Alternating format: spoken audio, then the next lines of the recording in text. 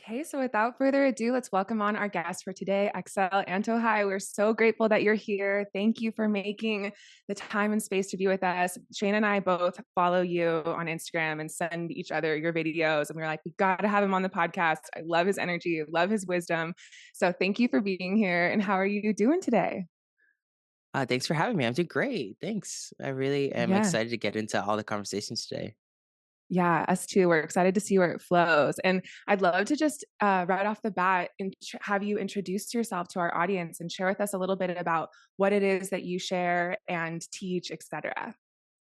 Yeah, so my name is Axel, and everyone calls me Antohai because it's the form of shamanism that I teach the world.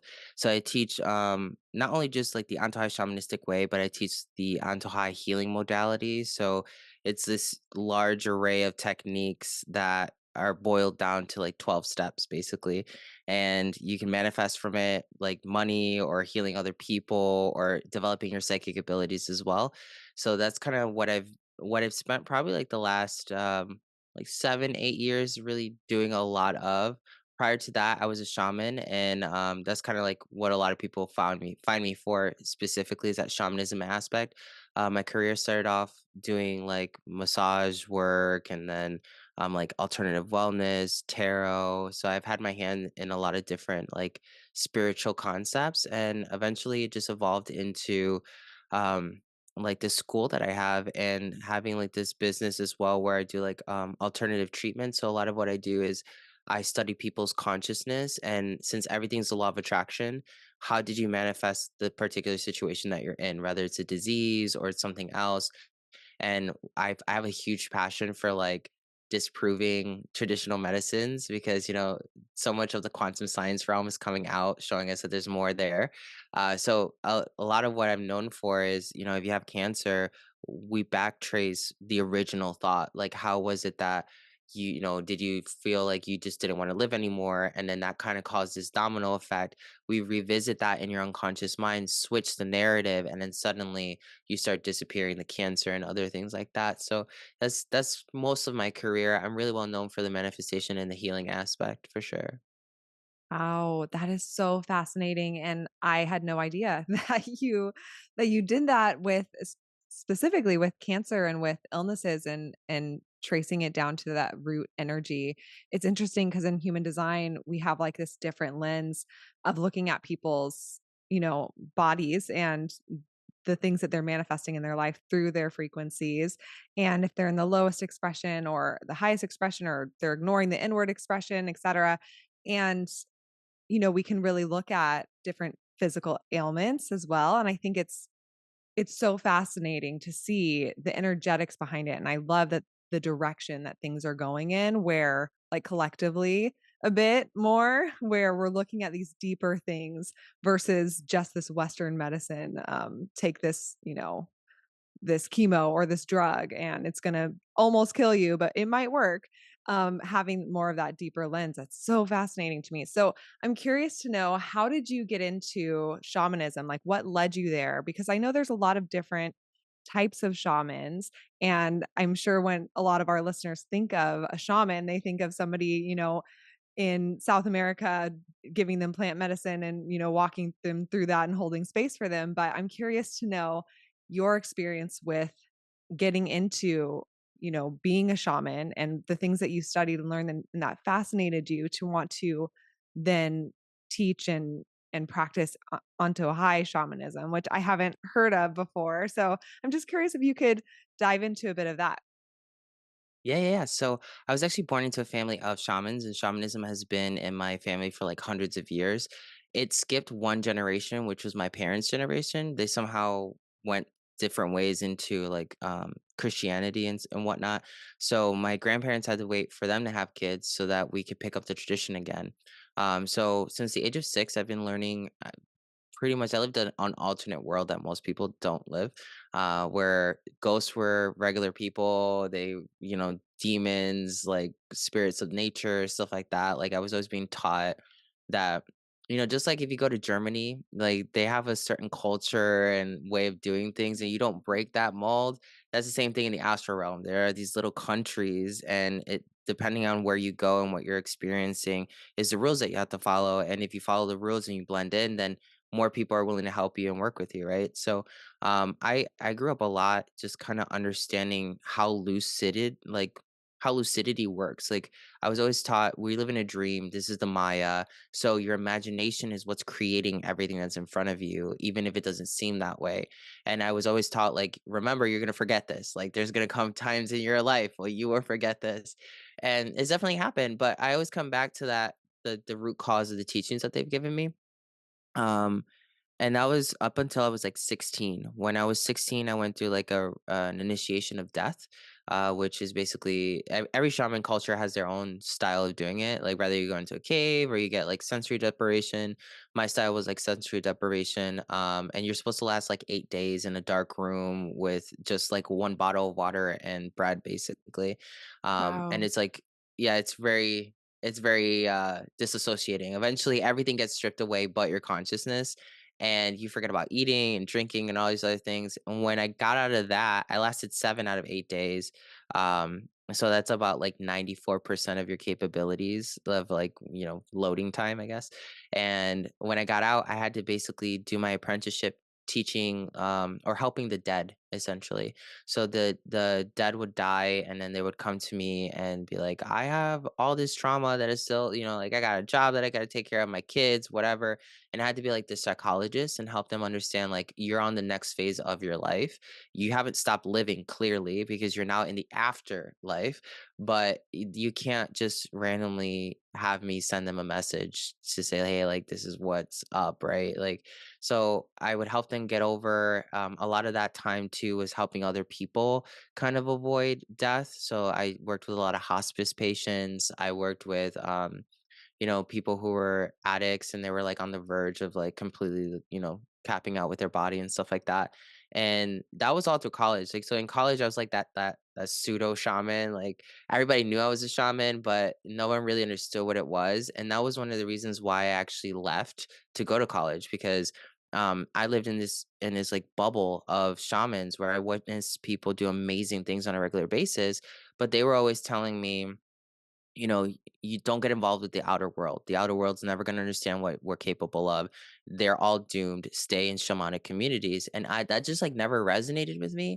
I always had this thing where it was just like, how are people going to know if there's not somebody out there actually showing them that this is real? Like it just does not make sense. So I remember when I decided to leave that community structure, the elders had told me, "You're going to come back. You're going to see that they just don't get it." And I was like, "Okay, we'll see." So I pushed myself. I made it my personal like mantra to disprove every charlatan that was around me just so that people could see, like, okay, you could probably go to this person, but now there's someone who's showing you what the true craft is, and I'm willing to even teach you so you don't have to go to anybody else ever again.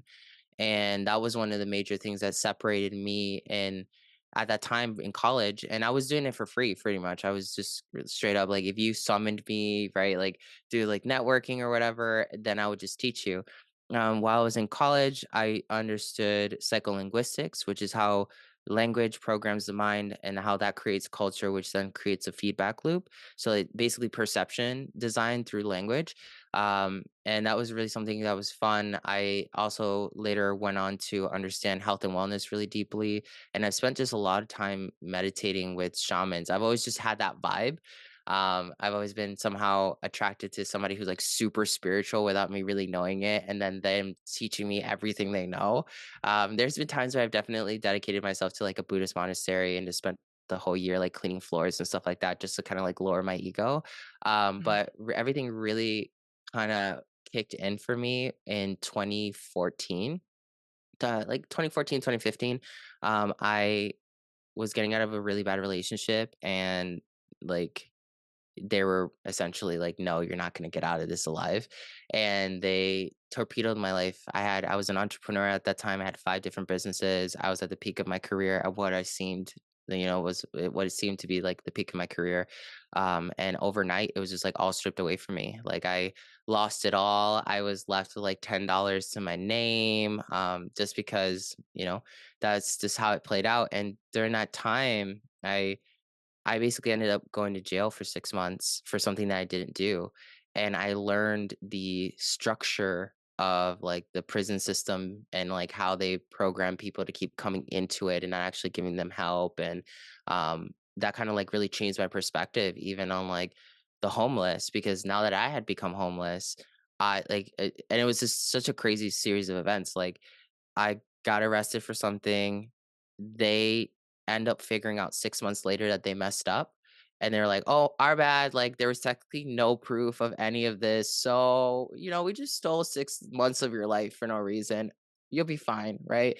And it just, like, threw me out, and Whoa.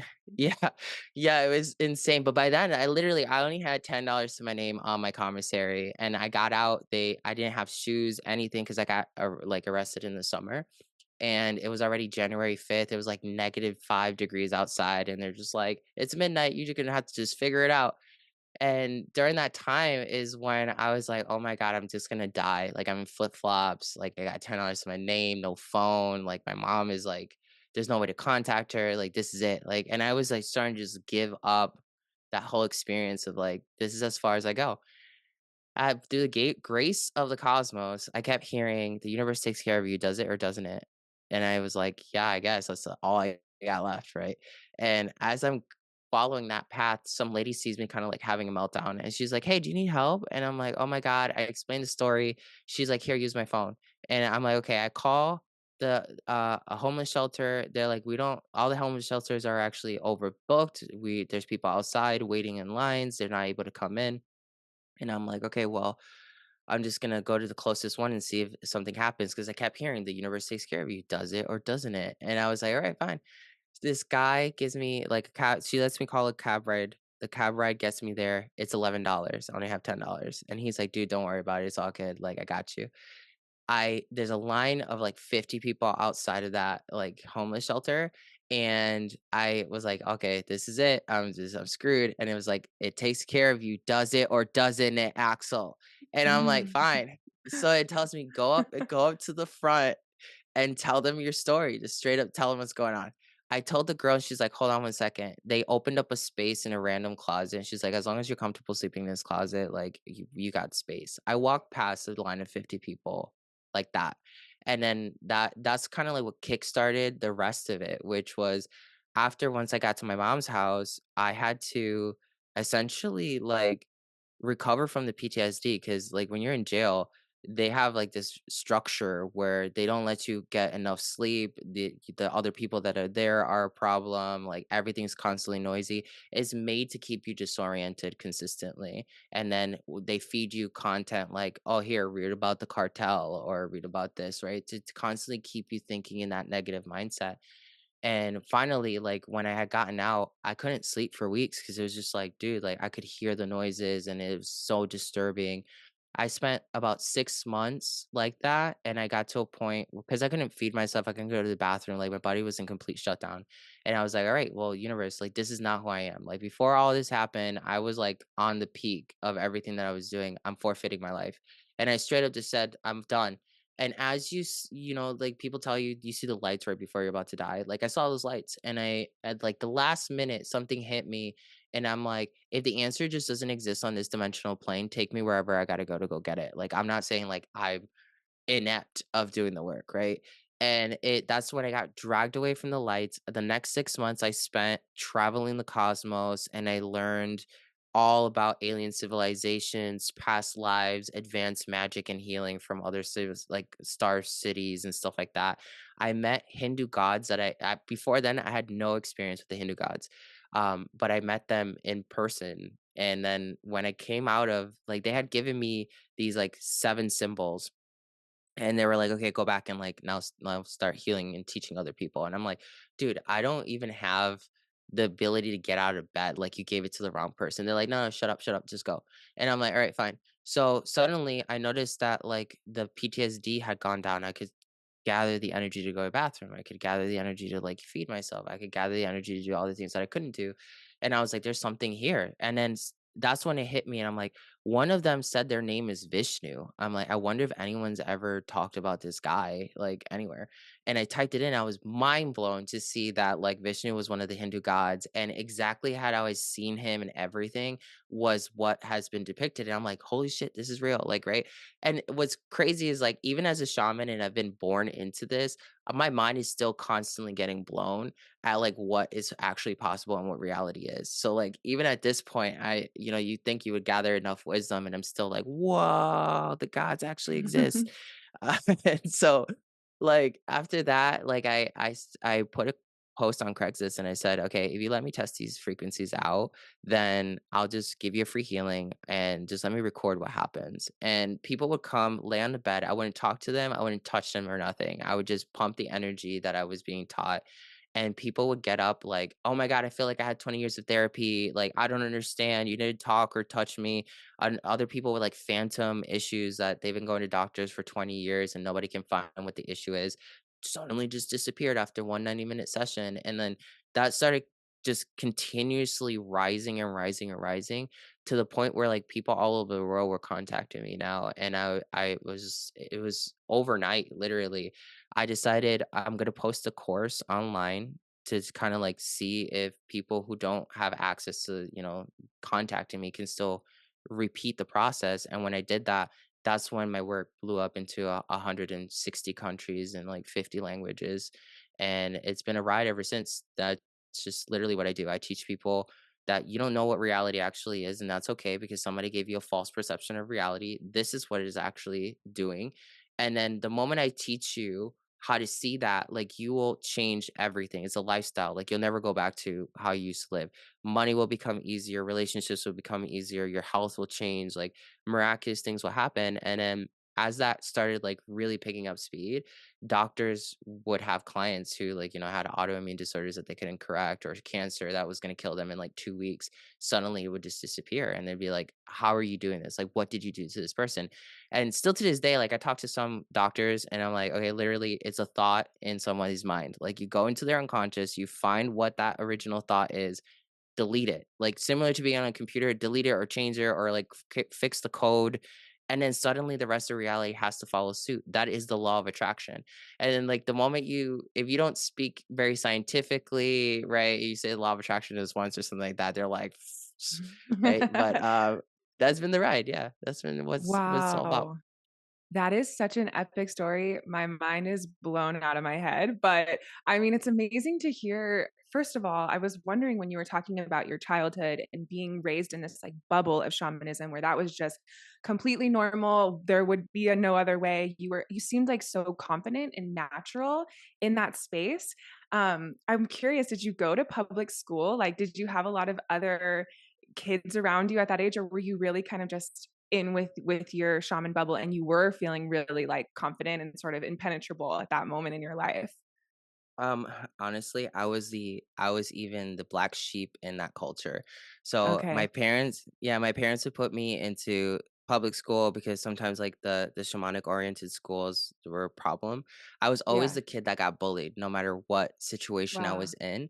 Yeah. So I spent a lot of time by myself just because of the fact, and now I understand why, but I just had too much depth of consciousness for the other Yeah. kids at that time, so I was Yeah, just it's just like a like the total weirdo. different whole different plane of existence, and it's so amazing to hear that story about all of that stuff that you went through later on in life because it honestly is just such a epic, like, hero's journey opening moment, and I feel like sometimes in life, people have those amazing stories, and then the opposite, equal amazing thing happens right after that. It's like its own sort of, like, death and rebirth kind of energy in your life. So I think that that's really inspiring. It's so cool to hear that that was such a catalyst and a jumping off point to rediscovering your power and in such a natural way, being able to just spread your wisdom and all of that. It's so cool. And, as you're speaking, I've been looking at your human design chart. I know Shayna has too. And it's so cool because you're a 3-5, first of all. So for anyone listening that's a human design nerd, as a 3-5, it is all about embracing the ride, trial and error, and anything that feels like it's a mistake or you know, something in your life that is broken, it's actually the pure gold that is leading you to that next thing. So just being open to that journey, and even as a 3-5, having many different modalities, always exploring. There's no summit of the mountain, like I made it here and I'm just going to stop. As a 3-5, you're always someone who's learning constantly new tools, constantly trying new things, constantly understanding more and more layers about the universe and about life. So I love just hearing all of that energy reflected in you. But obviously that story that you told is really, I mean, the bravery that you had to keep going even when, you know, those moments were so challenging, I think is really a beautiful example for people. And your whole cross of incarnation is the right angle cross of tension. So you are someone who is here to stir this shit up and to really lead a new way and to provoke change and to be this fighter that has this giant mission, and this very like deep, you know, a lot deeper than the way that other people look at things is sort of the way that your gifts work. So I've been really admiring seeing all of those things in you as you're sharing that story. It's really cool. Yeah. Nice. Yeah. No, that's Yeah. definitely me. Like I'm always looking for the flaw in, like, not really the flaw, Yeah. but like the loophole. I feel like everything's infinite. So like if the Right. moment someone tries to like define something for its entirety, I'm like, what else is there, you know? Yeah. Yeah. Mhm. And people with the cross of tension, you know, they're the people who are like, this is uncomfortable. Why? Like, why is this uncomfortable? This is unhealthy. Why? Like, what's the root there? You're not afraid to dig into that and dive into that. Whereas other people, the majority of us are like, this is uncomfortable. I'm never doing that again. I'm Yeah. just gonna ignore it. And of course that festers into and manifests things into our lives that we don't necessarily want. Um, I'm so fascinated by, you know, your journey with I don't know if you would call it channeling, but with connecting with, you know, the cosmos and different, you know, galactic, I don't even know the right word for that, but civilizations and different gods and stuff. In that uh time, was that like a long time that that happened? Was it like you were lucid while that was happening? Was it like every night you went to sleep and something would come to you? Like, what was that actually like? I'm just so curious because I know a lot of people that are in our community and ourselves included, like we definitely have experiences where we've channeled or where we've been visited or where we've received like messages and then later have it, you know, that proof where you look it up and you're like, oh my gosh, that symbol is what I was drawing, you know, last night randomly and it means this and it's crazy, whatever. So I'm curious to know what that was like in that portal of like downloads that you received. So like at that time, I had gotten like an instruction like randomly through one of my dreams, and it said buy a big piece of labradorite and then put it right above your head, lay down and like lay down in a bed so you're comfortable. Make sure the labradorite is rather touching your head or just about like an inch away, and then get a shaman lodolite, like it's a shamanic quartz lodolite. Put it on your heart chakra and then fall asleep, like, give up everything that you're experiencing here. And it was a constant training of, like, if this is the last time I have a conscious experience in this realm, is it worth it for me to then learn about something else? And am I afraid that I will stop existing just because I don't come back to this? So it was like that constant, like, okay, I have to be okay that I may not wake up from this. And that was where it would keep taking me deeper and deeper and deeper because I wasn't attached to this world anymore. I was ready for whatever else was next. And then even with my energy, I was like, if it's just not living here anymore, then I'm willing to go there too, you know, to have that next level of experience. And that's kind of like how it kind of just came through. The cosmos itself is this huge living like computer. And the way I teach my students nowadays is, if you put yourself in that meditative state that I just described, and then you say, I want to go to a dimension that's going to teach me about love, like a love in a way that I can never comprehend here, you're basically typing that address into Google and then click enter. Woof, you're gonna go right to the website, right? So then time in those dimensions work completely different than over here. So, you know, you can be there for what feels like an hour and it can be 4 hours here, or vice versa. It can feel like 10 minutes and you're there for like freaking 10 years, you know? That it depends. What I ended up learning was it's the density and the physics of the places you travel to that are going to warp time and space for you. Some of those places are also simultaneously interconnected through things here. So, one of the things I learned is like time and space doesn't really exist. So, like, you think you're going somewhere, but really you're just changing the filter so that you can see what's actually in front of you. And then that's when I learned that, that's when I tried when I stopped trying to go places and I just accepted what was the next place that I was supposed to be experiencing. And then it was through that experience that it really just taught me um how to surrender even what I know, because sometimes we want to like go to another place and we want to learn like their wisdoms, but then still keep it within the framework of what we're so comfortable with. And it started teaching me like if you were born like one of them from scratch, like you wouldn't have any of the human perceptions that are telling you this is right, this is wrong. Oh, maybe we can't do this, right? And that's that a lot of channeling comes down to if you really wanna do it really well, is letting go of what you think logic even is. Because there's this saying in shamanism, "The most logical thing is illogical, and sometimes the most illogical thing is the most logical." And it's just kinda like there's that duality, and when people hear that, they're first like, "Wait, what?" But it's not always going to make sense what you're channeling, and sometimes you channel some things that you can't even share with other people because it's so advanced that if a person's not telepathic and they can't see the models that are running through your brain and stuff like that, they won't be able to comprehend what you're saying. So it's definitely surrendering yourself to a new universe while being completely open to being rebirthed from those universes in a way. And that's where everything collapses. And today I channel I can be driving and I'll be channeling, you know what I mean? And it just stuff comes in all the time telling me like, oh, this is about to happen in the world. Okay, cool. Like, thanks for letting me know. You know, it's just kind of like a notification ping on an Astral iPhone or something. Hmm. I love that.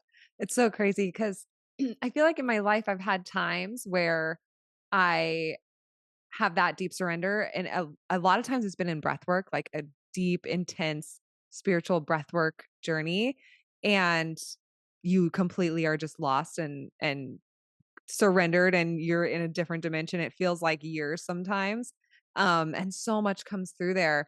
So I'm really fascinated. I love that you teach this to other people because um, it's so empowering, but also so liberating, in all of the senses. So I'm really excited to check out your teachings and learn from you more. I'm curious, you talk a lot about manifestation, and I'm curious what your thoughts are on it. And first of all, like the common misconceptions that the collective has around manifestation, if you have any like bones to pick with that. And, your favorite ways or like a tip for anyone listening as far as what they can do right now to start manifesting, I don't know, more in their life. Yeah, so like manifestation, it has so many different names. I saw this meme the other day that I think it was Queen Herbie. She was saying like they call it quantum physics, they call it law of attraction, they call it manifestation, they call it like goal setting, but nobody's denying its existence. It just has all these different forms, right? So when I heard that, I was like, yeah, that's Queen. But it was just it was like what I learned with law of attraction, okay, like, because I used to not be somebody who was, like, into it. I used to think it was, like, a bunch of, bullshit, basically. I learned because of being an energy healer that the only thing that I was doing was literally shifting energy. Like, the reason why somebody was having 20 years of experience is because somehow I learned how to move all the energy around to produce that event, right? What's the difference between energy healing and manifesting? Absolutely nothing, because you have to still move energy. So it's just whether or not it's easier for me to see it as the perception of healing somebody versus the perception of manipulating the cosmos. And that's where it started showing me, okay, like now instead of just healing somebody's energy system, their chakras and whatever, think about moving the cosmology of reality. Like it's Mercury retrograde right now, but some people Mercury retro, like not right now, but like in the situation it would say it's Mercury retrograde in this moment. Some people get affected by that in a negative way, but why do some people get affected by it in a positive way? Like if that dualistic polarity is there, you're getting affected by it negatively. So manifest yourself by just switching the energy so that it's working for you. And I just started literally playing around with cosmology itself. Like I would pay attention, or Pluto just entered Aquarius. Like, what is that planning out for me? And like, how can I like twist and work with the flow so that I'm the creator of my own universe. After a while, when I started understanding that, I understood the three-way path in shamanism. So most people think it's rather like positive or negative, but really, if you feel like it, you can create a third path that is like whatever you want it to be. But you have to have the level of determination to cut the path, and then that level of no fucks given. Like I'm gonna embrace whatever comes down this path, right? And that's kind of like what has really taught me the most about shamanism, most about manifestation in shamanism actually. So a lot of people think that manifestation has to be like this easy thing. It's definitely not. The bigger of a goal that you want, the more of a requirement of a shift or a sacrifice that's going to have to come along with it. And like I had one of those epiphanies just literally yesterday, and I'm constantly having them even though I know how to manifest better than most people, I guess. But there's this one thing I'm calling into my reality, and I've been calling it for years actually, and it's coming slowly, slowly, slowly. But every year I feel like, why is it not here already, right? And I get like that impatience. I'm an Aries, so I yesterday when I was in a deep meditation, it was like you're not willing to do everything it takes when it's being called of you. Like right now you have to do this one thing and you have to drop everything else so you can embody this next manifestation. And sometimes you're like, I'm tired, I don't feel like doing this right now, I can wait till tomorrow. Every time you do that, Axel, you're not saying that you're gonna embrace the manifestation for everything that it is. And I'm like, oh, okay, like I see like where I'm messing up now, right? So now I've been a little bit more diligent since yesterday, like making sure that when those things pop up, I just do it because I know that's what's required of me to step into that next level of vibration. A lot of people want to call it like identity shifting. That works. That definitely works. Like you got to go back into your unconsciousness or connect to the ego and re-architect the ego. A lot of times people think like identity shifting is like completely telling yourself a new story and becoming delusional. That's one way of doing it, and it doesn't always work for people, obviously, because sometimes people work from an ego standpoint. They're so delusional they get into more trouble.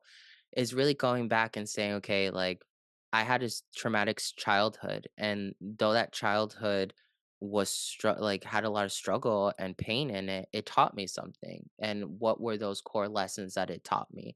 The moment that you understand what you gained out of that experience, and you're no longer blaming your parents and the childhood for it, suddenly you have this enlightenment and you're like, oh, this is the alchemy that's in front of me.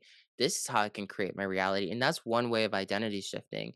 Another way is getting to know your ego. Like when you get to know your ego, it's trying to always protect you from something. And it doesn't always make sense as to why it's trying to protect you from that thing.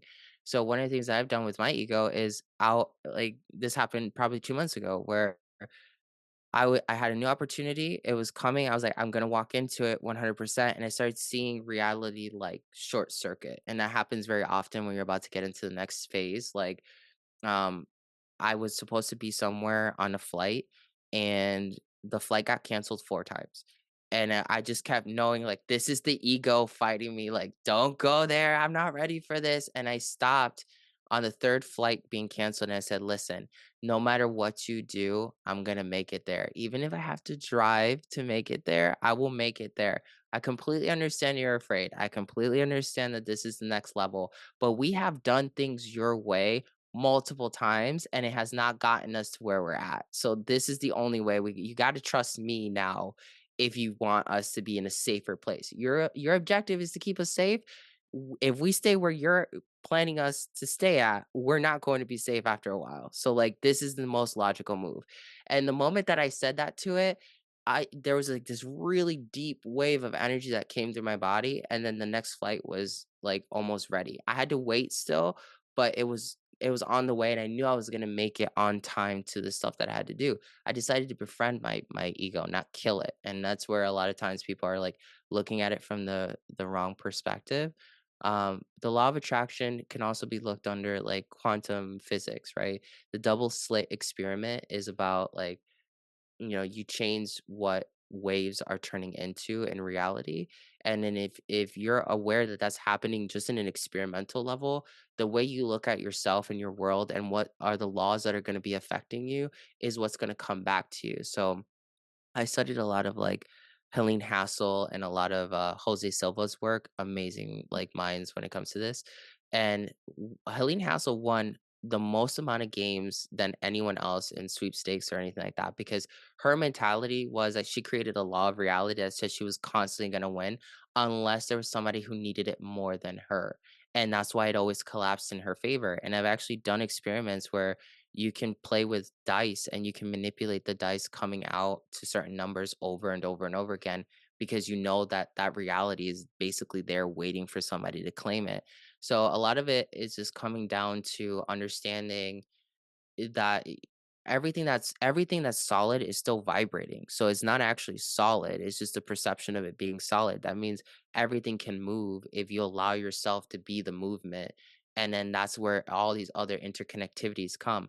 A lot of times people think about time and space with their manifestations and they're like, oh, it's gonna take me X amount of time to do this. If time and space from a quantum perspective doesn't exist, everything's here right now. And that's how I've manifested celebrities. Like I've Mhm. imagined myself just being in the same room with them right now and then just really sinking in 100% to that reality. And it's not like, oh, I want to be in your presence because I want to take something from you. It's like, I just want to share space with you. I just think it's really fucking cool that we're both in the same space right now. And then the moment I do that, I will run into that person in the most obscure way possible. And then I end up talking to them. They'll invite me onto their podcast and whatever. You know what I mean? Like, because everything's quantum entanglement is all happening right here anyway. So the moment I stop saying it's difficult, then I can create ease. And that's where everyone is really stuck on it because they're always thinking like it's jumping through all these hoops. I gotta journal constantly. And one of the things that like I study a lot of is Egyptian magic. So I love ancient Egyptian magic. I ever since I was a kid, I just knew I was like tied to that timeline. Couldn't really explain it, and then with years, I've kind of like pieced it together. I used to be an ancient Egyptian pharaoh, so that's why I know how to manipulate reality so well because I learned it then, and I'm basically working off of autopilot. And one of the things that it was teaching me most recently in the last probably like 5 years, and I'm still trying to grasp it, is that if you decide what's going to happen to you before you step into this reality, then the material universe itself doesn't matter because you said this is what's going to happen. And when you're on the other side of it, you're going to look back and be like, oh, that happened. Right. So, and that's one of the powers of Atum in Egyptian alchemy, which is like before and after the middle just kind of sandwiches together to create the storyline. The middle is not actually what's real. And it's that surrender of like, I know I'm going to be okay. I know I'm going to find the answer and talking to the cosmos like a living organism because in Egyptian alchemy it also tells you that there's different ways to explain it, but the external reality is almost like one of your hands, and when you start manifesting, it's because you're ethically manifesting with your outer hand and the physical body. That's why you're having physical manifestations, or essentially orgasms to the Egyptians. Another way that they describe it is that what you're looking at, right, like the screen and all this other stuff, even you that I'm looking at, is just another extension of me. So what is the purpose of us coming together to have this conversation? And just as much as that's happening to me, like I'm only a figment of your imagination as well. So like when you kind of look at it from those angles, you're like, okay, what is reality other than when I'm dreaming and when I have experience in? The cosmos does not care where you put your consciousness or your attention. It just gives you more of the same. So like that's why if you're a greedy person and like you love money so much and that's all you want to keep getting, you'll generate it, especially through like all these weird places, even if it's unethical, because that's where your focus is. You're creating a vortex towards that, like Abraham Hicks talks about.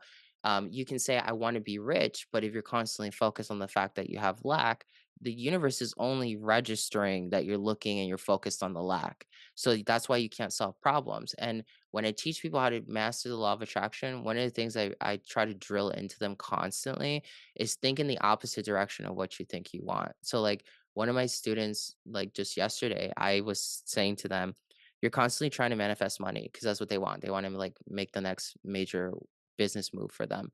And I said, but the fact that like your drive is money is the reason why you always have to manifest more money. And at first it didn't hear me, and then it clicked and like, "Oh shit, like I have said a bunch of times that my motivation is money." So what your ego is basically hearing you say and the cosmos is saying, the moment you don't have a need to chase money, you're going to die. Like there's nothing else to do, right? So you got to change that root core and say, "Dude, like I'm chasing happiness. I'm chasing like love." And as I go after that, like what are one of the things that make me happy? Money. So, all right. So, as you fulfill yourself more with that, not only will the money come through in miraculous ways, but all the other things that would equate to happiness that you didn't even know were available or things that you wanted. Yeah.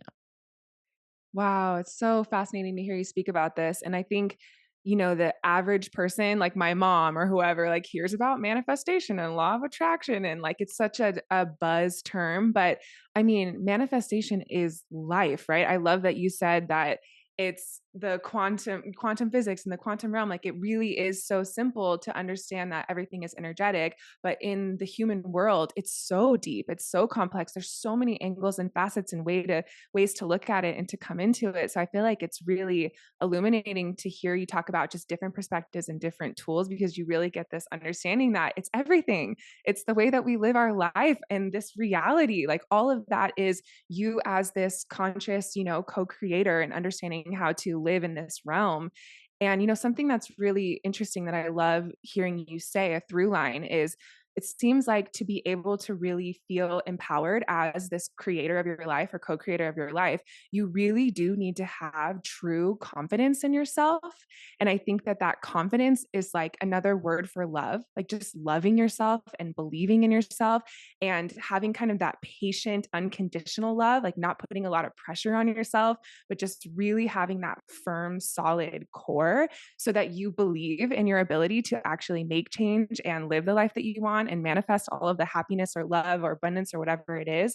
But it's interesting because I feel like so many of us have been really taught to be practical, right? We like live in this world, this conditioning that's like all about the mental. It's all about analyzing. It's all about Newtonian science. You have to be able to measure something. You have to be able to see it. And so if it's not practical, it's not going to happen. And that practicality, or that word, I feel like is so toxic. Like it pulls us away from our unconditional love for ourselves and our belief in our greatness and our expansion. So it's like, that's been my whole new thing, is like, fuck practicality. That word is dead to me. I'm canceling it in my life. And it's not something that I have to try to be. Like, it's so easy to be that because I've been so programmed to be that. Like, honestly, for me, the medicine is just releasing that and focusing way more on that love and belief in myself. And something that I've really come up against is, like a lesson that I've been struggling with or learning around is patience in my manifestations, like wanting to manifest really big things and then just being like, why is it not happening yet? Earth is so fucking slow. Like feeling kind of, deterred or detracted from my belief in myself and that core of what I really am working towards because of all of those kind of earthly things. So what is your take on being patient and kind of that having no fucks, like not getting discouraged, letting go of how you think it needs to play out? How do you help people let go of all of that so that they can just sit in their worth and in their love towards what they're creating in their life? Yeah, so there's this technique in Hindu alchemy called the Star of Lakshmi, and basically you cut down wealth into like 8 or 9 different vibrations. It depends on which model you're looking at, but uh, fundamentally, patience is a unique word for each person. So, like, Mm. usually we do like this word association game, and if I say patience, what's the first word without you thinking about it that comes up to your mind? For Stuck Start out is me, the there. first word that came to me, was stuck. What oh was my that? Stuck? Stuck.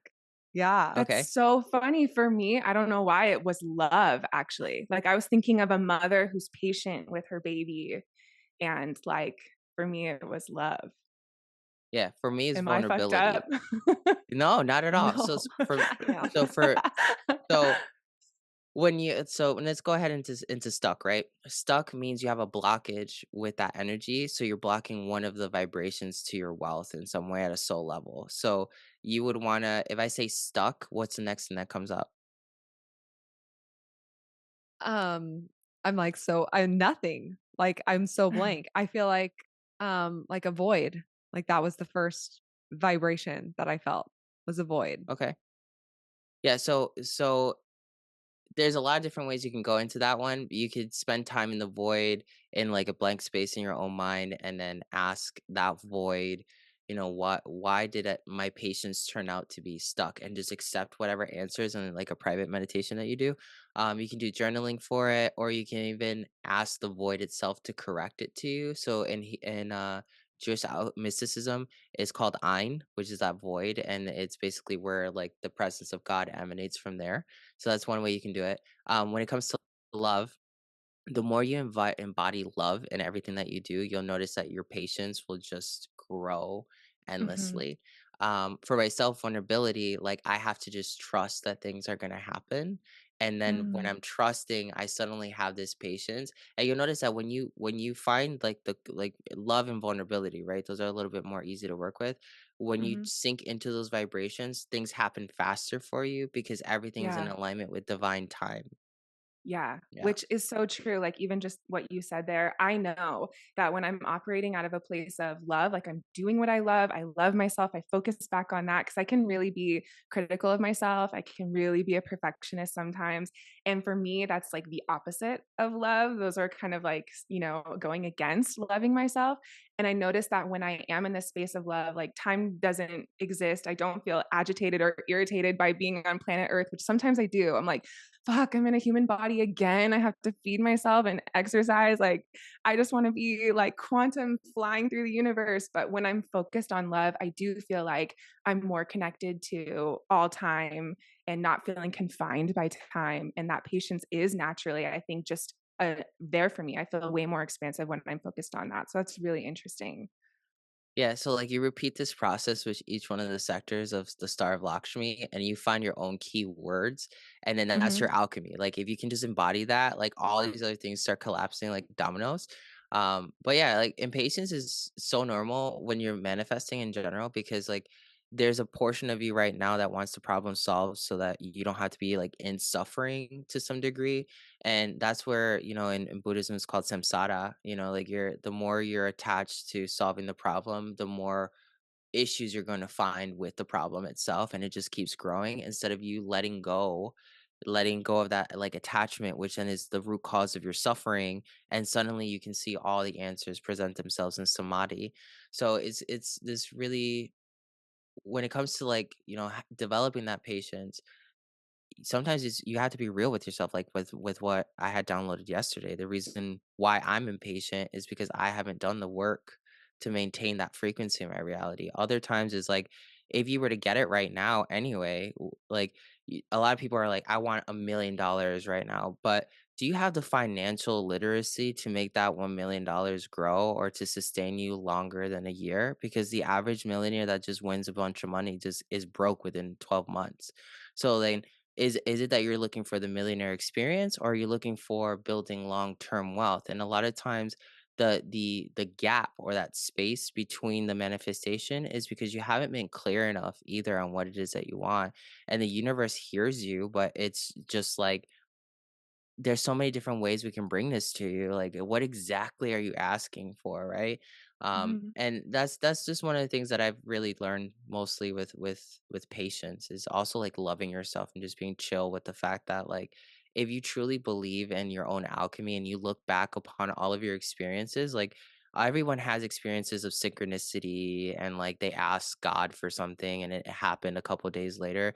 Look at all those experiences and then use that as a backbone, like your spine, to be like, if I've done it once, twice, three times, it's going to happen again. I just have to keep sinking into that trust. And the patience is just not going to be a problem for you anymore because you know it's going to happen. Yeah. Yeah. I love that. I love, all so many of the things that you've been talking about, we talk about for hours on this podcast, because it's just we're so, um or at least I should say I'm so into the liberation and the empowerment that comes through alchemy and like alchemizing whatever it is in your life that you're navigating, whether that's trauma or whether that's a mindset thing or a limiting belief or different beliefs in your life. Um your ability to, like you said, there's this path that's great, there's this path that's negative, and then there's this path that you create. And that creating path that you're co-creating with the universe, that you're literally taking what's in front of you and choosing as the God that you are, as we all are, to hack the simulation or hack the game or put in the right codes, however you want to, whatever language or thought process you want to use to make it make sense to your mind. um that path is like so crystal clear to me of like that's where I'm at.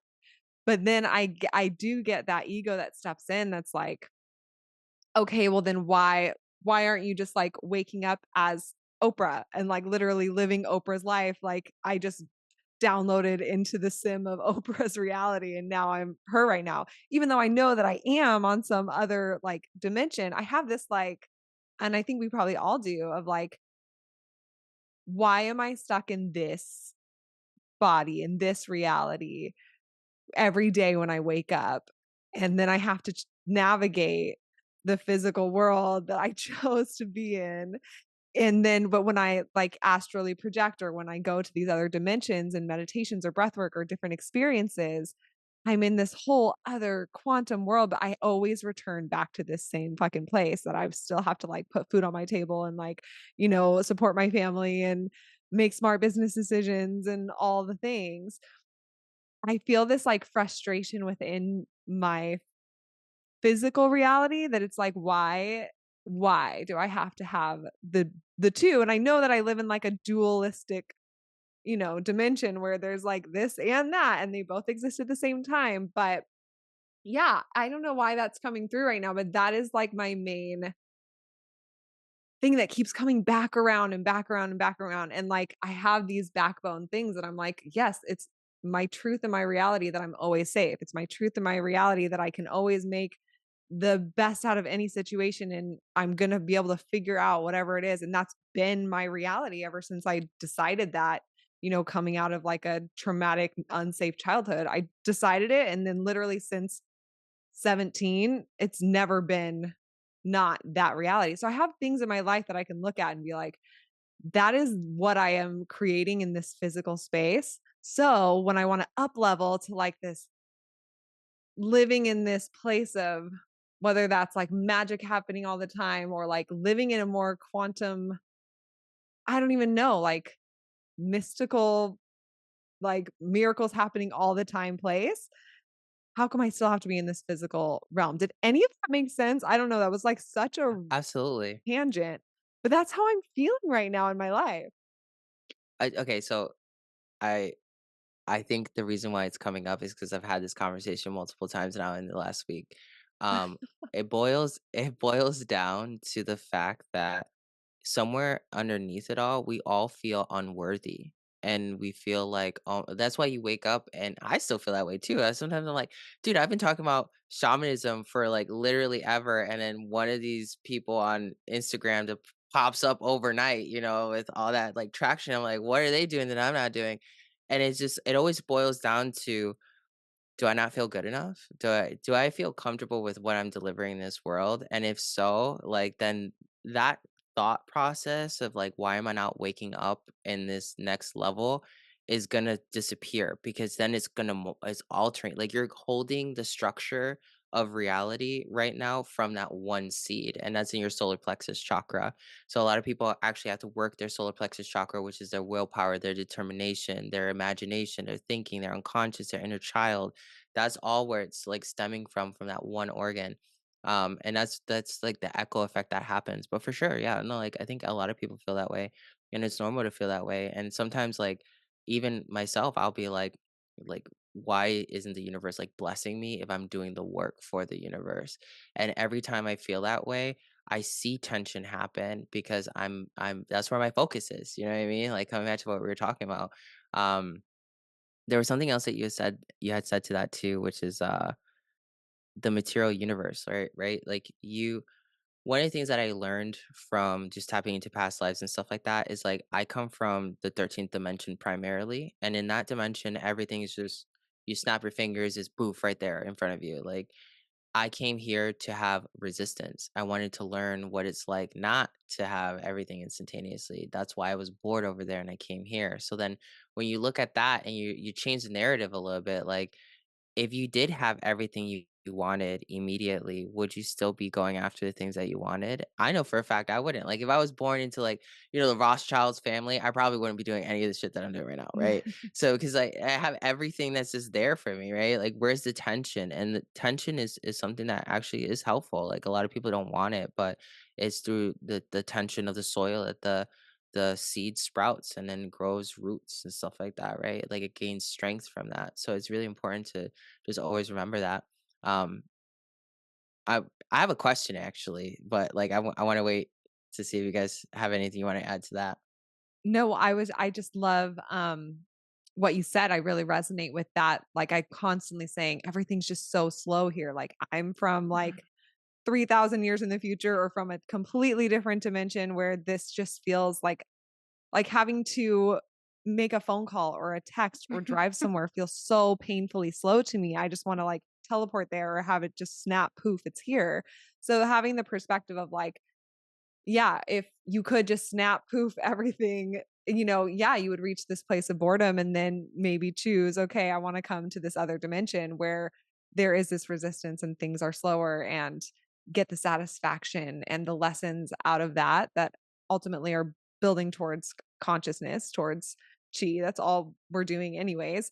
And so that really helps me. I thank you for sharing that because I'm impatient and I need to I need to tap in with the void and get what comes from that practice.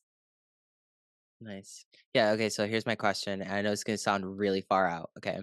Have you ever dealt with anyone who has changed their human design chart like energetically? Have you ever met someone like that? Who's changed their chart energetically. Um Like, do you mean so like they've done so much inner work that like now they have a different design that than what they were born with? Yes, absolutely. Um, no. I mean, for us, it's always like the way that you transform from the lowest expression to highest expression can be so severe that you are like a different person. But we've never like I don't think connected with anyone who feels like they have a completely different chart from when they were born with. Yeah, yeah, yeah. yeah. So, oh, go ahead. Oh, go Go ahead. ahead. Oh, I was just gonna add on to that, with our perspective with human design, we really use, this channeled system, like in with the modalities it was channeled with as not something that's like boxing you in to say like this is who you are and who you have to be and like I don't care if you feel like you're this, right? We're definitely not using human design to be an authority over anyone and what they are experiencing energetically. However, how we really like to use human design is to look at like the mathematics or the geometry of your energy and see how you can alchemize it to empower and liberate you to do anything that you want to do with your unique set of geometry. So, meaning you could be a completely different person in a year with how you alchemize your energies and release the keynotes or the things that are holding you back, where there's maybe a low expression or a blockage. Um, but at the end of the day, I guess human design's perspective or channeled information is that this is your geometry to work with. Like this is your recipe and you can mix it however you want. You're going to get, whatever result you're empowered to get. Like you're completely free to do that. But we wouldn't necessarily say like, "Oh, let me rerun your chart," unless you were like, "I had a whole experience where actually this is when my soul came in and this is when my body came in to this, Yeah, this like a dimension," rebirth then moment. your rebirth moment, then your chart would change. Because I'm human curious design's why you really like asked. the neutrinos coming in like the moment you're born, implanting on your physical body. So but yeah, I'm so curious why you asked too. Yeah, so like I have shamans that work with me and they've had the same experience. I didn't say anything to anyone when it first happened to me because I used to be a manifesting generator, and then I switched like 2 or 3 years later into a generator. I have the same stats and everything, and I even have the charts printed out for when I did it. And it somehow the cosmology externally changed because something I understood made it happen. Then I only talked about it after one of my students had been working with this lady for a while, and she noticed the same thing. She said, "Axel, I think I'm going crazy or something." She's like, "I could have swore this lady was a reflector, and now she's showing up as a projector. Like, I don't understand. Maybe I entered the information wrong." And I was just like, "Okay, well, here's my story." Once we shared that, somebody else had the same experience. So we've come Whoa. yeah, so based off of shamanism, because in shamanism you can actually alter someone's birth chart. So like, if I were to see your birth chart and like you have Saturn at a certain degree and it's affecting you in a negative way, in shamanism you can actually work with the planet and reorient it in a more positive position, and reality will work differently for you. So we started kind of like just paying attention, and it probably by now we've had like 11 to 12 different cases over the last like 2 years of people like unconsciously switching the template. And then we were sitting down thinking about it. Well, that would be quantum shifting, like quantum leaping Mhm. into an alternate reality.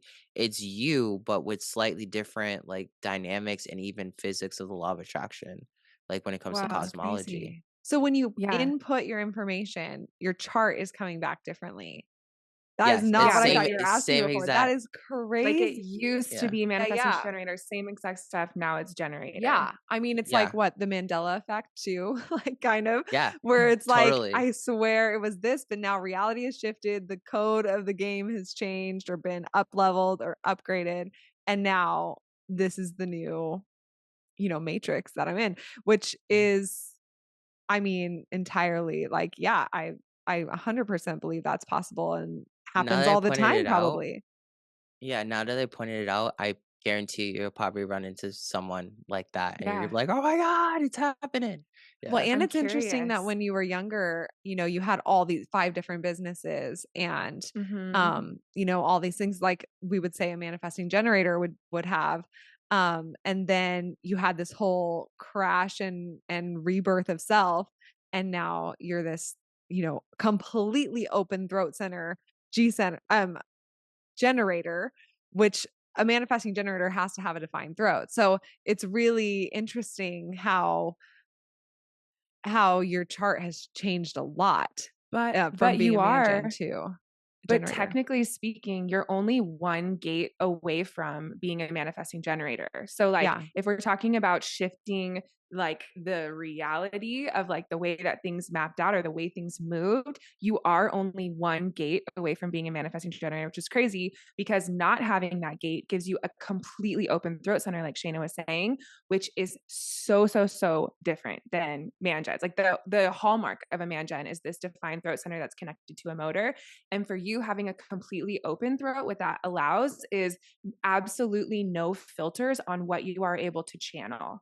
So if you have your own definition there, doesn't mean that you can't channel. You still can, but you're always going to have your own energy filter there alongside of whatever you're channeling. So the fact that you're completely open, it's like literally anything, it's so expansive, can come through you and can be spoken through you and you can be the channel of, and then your voice manifests it and brings it to this reality.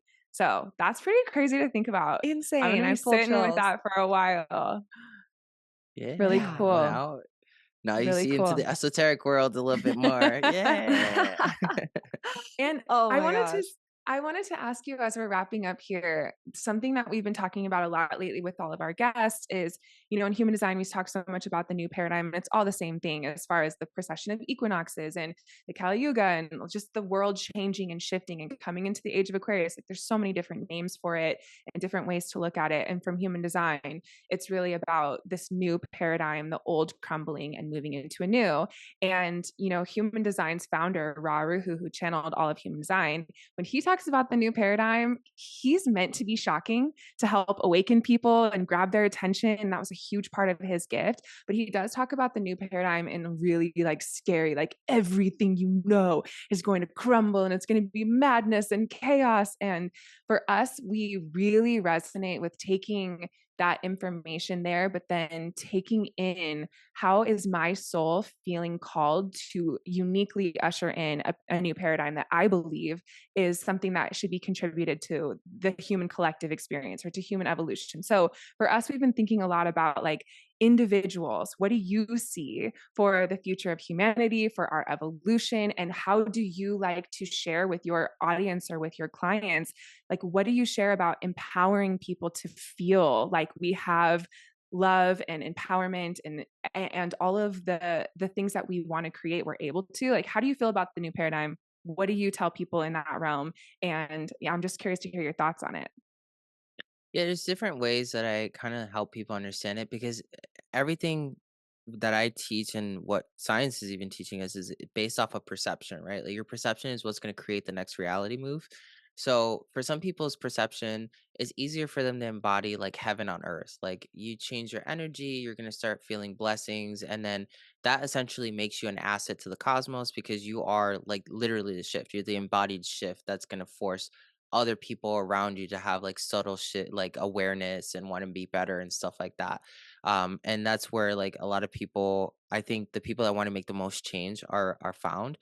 They want to make change, but a lot of times they have to remember it's an internal thing. The more higher vibration you have, it's kind of like this ecosystem. Everything else is going to respond within that sphere. um is there going to be more chaos that's associated to it? Absolutely, because we've been working off of first the divine masculine. Well, I wouldn't even call it divine masculine. I would call it like the patriarchal masculine form, which Yeah. is it's been cut off from the divine because the divine masculine understands that the divine feminine is the one that's actually moving reality. He says this is what needs to be done. She gets it done, right? And that's like Shiva Shakti energy. So right now the divine masculine is being stripped from its power, and like of course we all know what it's like to deal with an egotistical man. Like he's not going to let that go easily, right? And that's what we have to like Mm. be aware. Like he's freaking out because of the fact that like his reality is being changed, and then there's people who want to sustain that because they're so comfortable with it. So we're going to have to see the crumbling of certain structures in terms of science, medicine, even like what we believe society needs to move forward, because we're everything that's coming from an old seed is just going to be problematic moving onward. But we also have to understand that if we dive completely into the divine feminine and say the masculine is the complete and total problem, we're just going to find the same level of resistance on the other side in its own way, right? And then we're going to have to come back and curtail it back into the center. So this is a moment of us really understanding first what the divine masculine actually is, surrendering into the intelligence of the divine feminine, and that's going to force people to challenge everything that they believe in. They're going to challenge the institutions. They're going to challenge their own belief systems, their religions, their cultures, their relationships in general. Like, why have I been with you for so long? Why am I not manifesting more things for myself? And that's kind of like the chaos that's natural, but that's change. Like every time you wanted change in some format, like if you wanted to move into a bigger house, the chaos of moving into that house is finding the house, buying the house, then getting the movers, moving everything, and then placing all this stuff where you need to place it, right? The change eventually pays out if you keep it in an understanding that like the framework of moving. You know what I mean? Like if you can condense the complexity of society to a more simple form and you understand what steps are necessary to reach enlightenment, that's what's going to be the biggest format for it. And what I tell people is like, fear automatically we know lowers the vibration in many different ways, from your immunity to other things, and it just creates more problems. So first of all, try to wake up every morning feeling gratitude for the fact that you're aware and you're gaining more awareness every day, because just going to magnetize more information to you, and you'll become a channel. Literally, that's what it is. And then you'll be at the right place at the right time. Someone's going to ask you a question and you're just going to say that thing without thinking about it, and then slowly that person is going to be like, oh my god, like that's exactly what I need to hear. And then they're going to go do that to somebody else and somebody else and somebody else. Like the realistic concept of this, the golden age isn't going to happen for a very long time. Like we're going to Mm. all be dead by the time that happens, and we're probably going to reincarnate many times by the time we get there. And we have to be okay with that. Like as much as like the world sucks right now, like you're not supposed to be a superhero for other people. You're supposed to be a guiding light that other people see and then choose to walk with you, right? And a lot of times these like there's these healers that are they feel like this divine calling, but they feel like it's their responsibility to save people and literally like carry them on their back, which is just going to drain you and stop you from having your own spiritual enlightenment in many different ways. So, another thing that I just tell people is focus on a vibration that really like means the most to you and try to embody that as much as possible with no fucks given. Like if your thing is Mhm. happiness, how do you embody happiness as much as possible? And then not only embodying it, but how can you share it with other people? And then that's where you're going to start seeing your reality change. And even when the chaos comes, like you're almost like buffered from it. Like you can really work with it and change chaos into harmony because you need chaos. Because after a while, if you have too much harmony, too much order, things feel restrictive. Things feel like boring. And then you're like, man, I wish drama would happen to me, right? So like you just gotta Mhm. remember that polarity here. And that's the main thing. That's really what I would say is what to be expected. Like I don't think it's gonna be like end of the world times. That's not something that's been projected and from what I've been looking at. But it's definitely going to be there's going to be times where people are going to see the abuse of power, and that's what's been happening already. We've been seeing it happen from manipulated elections to other things that are going on with medicine, and a lot of people don't want to even look at the facts that come out there, you know what I mean? So until everyone's on this mass page that okay, this is what's been happening and we're willing to make a change, we're going to have to keep watching the destruction and the uncomfortability until we all get to the same place. Yeah, absolutely. I love your perspective. Thank you so much. And I love that metaphor of moving into a house. I feel like it's really helpful. Like, yeah, it is a pain in the ass and uncomfortable and a lot of work. But, once you kind of categorize it in your mind like that, it feels so much more doable and so much more known and also exciting because moving into a bigger, better house is fucking awesome versus staying in your tiny little house where your stuff doesn't fit. So I feel like that's a really helpful and a metaphor that invokes a lot of gratitude. So I really appreciate that. And I know we're wrapping up here, but I just was curious before we go. I wanted to know one of my favorite things about you is the way that you work with symbols, sacred geometry, numbers. I was curious if there's a symbol or a geometric shape or a number that you are feeling the most connected with right now in this moment. Yeah, so there's this Native American, it's a Hopi symbol actually, and it I wish I could show it to you right now. I don't really have anything where I can show it to you, but it means happiness. Also, another one that I've been using lately is the tori. So if you look in Japanese culture, it looks like the pie, but it has like two lines going across. And if you just type in like tori, Torii gateway, you'll see what it looks like. They have it all over Japan. The Tori Gateway is a doorway that will take you wherever you want. It doesn't really matter if it's another dimension or the next level of you. If you work with that symbol will literally transform your life because it's connected to the throat chakra. And the throat chakra is all about truth, authenticity, wisdom, and kind of like knowing other dimensional kind of understandings. The happiness symbol, hopefully I'll send it to you, and hopefully you can send it to people. But the happiness symbol, it literally works again still on the throat chakra, and it basically forces you to see what authentically will make you happy, how you can amplify that vibration, and how it can be embodied fully in every aspect of your life, from the elements to like your actions, your thoughts, etc. So those would be the two that I would say definitely work with. Um, and then if those are a little bit more difficult, I'd say use the pi symbol. So Robert Grant, if you know who he is, I really love some of the esoteric stuff that he channels sometimes because he does it from a mathematical point of view, but it's so great. Yeah. The pi symbol and the golden ratio symbol. Golden ratio is your 12th chakra. That's the universal consciousness, akasha, that will give you like divine understanding of like the holographic universe and how to work with it in all of its parts. The pi symbol will show you how infinity creates reality and how you can attune yourself to specific outcomes with like how you think and do things. So those are my Wow. top symbols right now.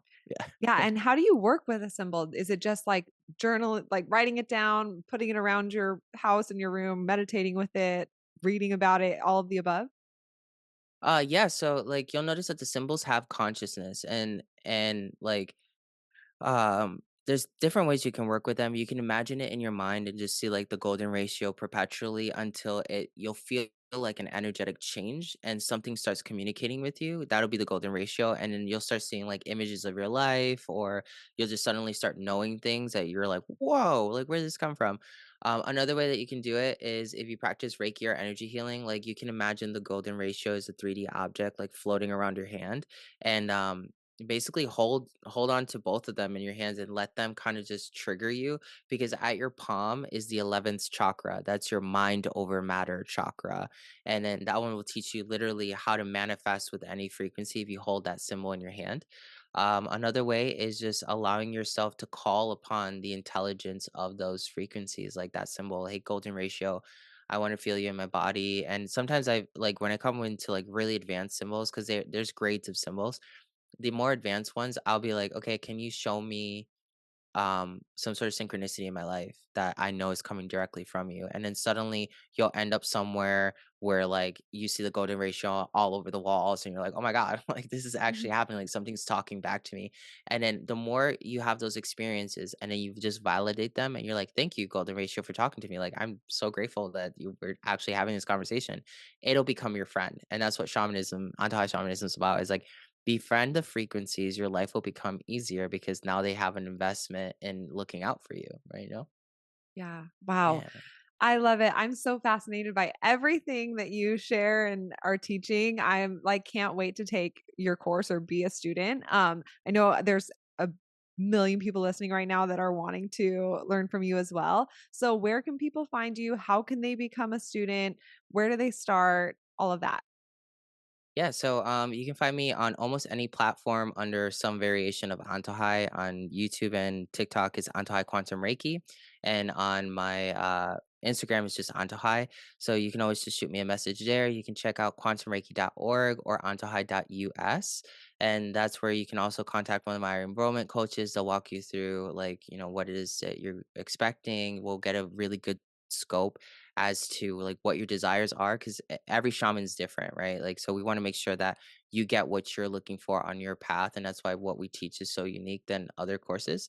But yeah, and then we'll like when you work with us, we'll teach you not only how to heal, how to manifest, how to develop your psychic abilities, and you'll be able to do it with other people, so that it's cool to do like these group experiments where people are like, oh my god, we did this one spell and look at all the money that just came through, right?